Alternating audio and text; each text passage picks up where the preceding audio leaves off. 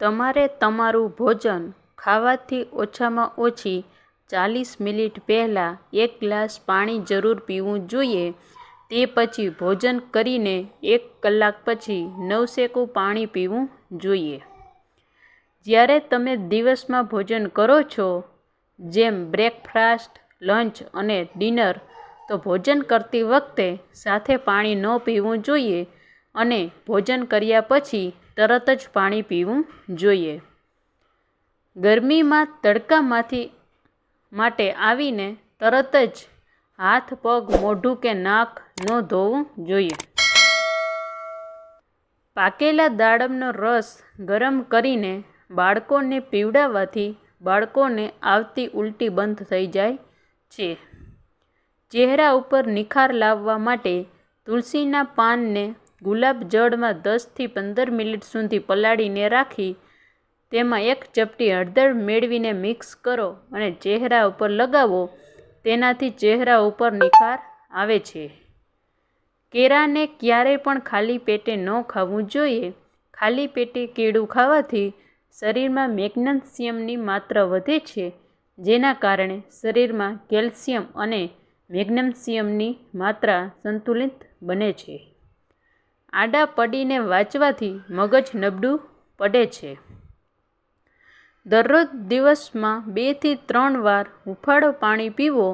તેનાથી તમારા ફેફસાં હંમેશા સારા રહેશે.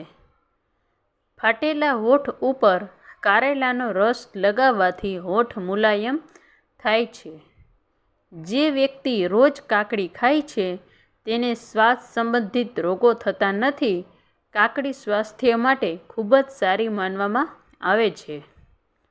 તાંબાના લોટામાં પાણી સાથે રાત્રે બદામના 4 દાણા નાખીને સવારે ચાવીને ખાવાથી મગજને શક્તિ મળે છે તેમજ યાદશક્તિ ખૂબ જ મજબૂત બને છે. ઉધરસ, કફ, ખાંસી વધારે આવે તો રોજ રાતના સૂતી વખતે દૂધમાં હળદર મિલાવી પીવું. તેનાથી કફ અને ખાંસીમાં ઘણી રાહત મળશે. ઓશિકા વગર સૂવાથી કમરનો દુખાવો ઓછો થાય છે અને કરોડરજ્જુ મજબૂત બને છે.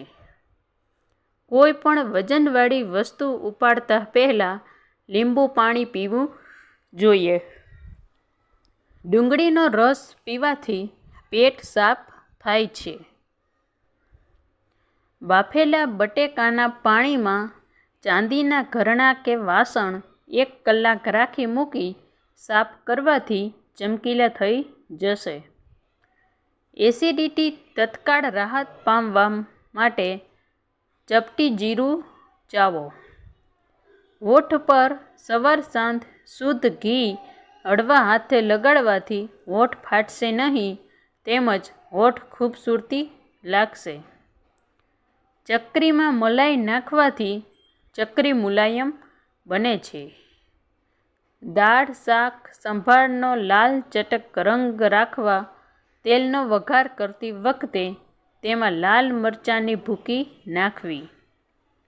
ફાટેલી એડી પર રાતના સૂતા પહેલાં પેટ્રોલિયમ જેલમાં કોપરેલ ભેળવી મસાજ કરવું. સવારે પાણીથી ધોઈ નાખવું. રાહત થાય છે. દહીંમાં અજમા ભેળવીને ખાવાથી કબજિયાતની તકલીફ દૂર થાય છે. દહીંનું સેવન નિયમિત કરવાથી રોગપ્રતિકારક શક્તિ વધે છે. આદુ મરચાં વાટતી વખતે તેમાં મીઠું તથા લીંબુ નીચવવાથી આદુ મરચાં કાળા નથી પડતા તેમજ જલ્દી બગડતા નથી. દહીંમાં પાચન શક્તિ વધારવાની ક્ષમતા છે. દહીંમાં કેલ્શિયમ વધારે માત્રામાં હોવાથી રોજ ખાવાથી પેટની સામાન્ય બીમારીઓમાં રાહત થાય છે. પગની એડીમાં દુખાવો થતો હોય તો ગરમ અને ઠંડા પાણીમાં 20 સેકન્ડ સુધી વારાફરતી એડીઓને ડૂબાડી રાખવી. 10-15 દિવસ સુધી આ ઉપાય કરવાથી ફાયદા થશે. રીંગણાના ઓળામાં થોડું દહીં નાખવાથી ઓળો સ્વાદિષ્ટ બને છે. દહીં સાથે નાસ્તો કરવાની ટેવ પાડો.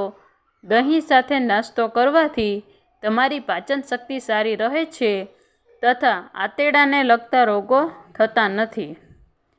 7 દિવસ સુધી ઉકાળેલા ચોખાના પાણીથી મોં ધોવાથી ચહેરા ઉપરથી કરચલીઓ દૂર થાય છે, તેમજ ચહેરા પરની ઉંમર જલ્દી દેખાઈ આવતી નથી. દરરોજ નાહવાથી શરીર સ્વસ્થ રહે છે. પથરીની સમસ્યા હોય તો ટમેટા, પાલક અને રીંગણાનું સેવન ન કરવું જોઈએ. દેશી ઘીનું સેવન કરવાથી હાડકાં મજબૂત થાય છે અને શરીર તાકાતવર બને છે. ટમેટાનો રસ ચહેરા ઉપર લગાડવાથી ચહેરા ઉપર નિખાર આવે છે. ઊભા થઈને પાણી ન પીવું જોઈએ. પાણી હંમેશા બેસીને પીવું જોઈએ. જે લોકો ઝડપથી ચાલે છે તો એ ક્યારેય તેમના શરીરને ગુમાવતા નથી. ભાત ખાધા પછી થોડું લીંબુનું અથાણું ખાવું, આ તમને ગેસની સમસ્યા ન થવામાં મદદ કરશે. દિવસ દરમિયાન જમ્યા પછી છાશ અને રાત્રે જમ્યા પછી થોડો સમય પછી દૂધ લેવું જોઈએ. આ આપણને રોગોથી બચાવે છે. કાચી રોટલી અને કાચા કેળા ખાવાથી મન નબળું પડી શકે છે. જો તમે પીળા રંગનો પેશાબ કરી રહ્યા હો તો તમે સ્વસ્થ નથી અથવા તમે ઓછું પાણી પી રહ્યા છો. જો તમે ટેન્શનને કારણે થાક અનુભવતા હો તો ચોકલેટ અથવા ગોળ ખાઓ. તેનાથી રંગ સાફ થાય છે અને ચહેરા પર ચમક આવે છે. સાયકલ ચલાવવાથી હાડકાના દુખાવાની સમસ્યા થતી નથી. ગાજરનું સેવન ખૂબ જ ફાયદાકારક હોય છે. તમે તેને જ્યુસ બનાવીને, મુરબ્બો કરીને કે પછી કાચા ગાજર કોઈ પણ રીતે ખાઈ શકો છો. રાત્રે સૂતા પહેલાં બદામના તેલથી ચહેરા ઉપર માલિશ કરવાથી ચહેરો ચમકદાર બને છે અને ચહેરા ઉપર કરચલી પણ નથી પડતી. ફુદીના સાથે મિશ્રીનું સેવન કરવાથી મહિલાઓને પીરિયડ સંબંધિત સમસ્યા થતી નથી.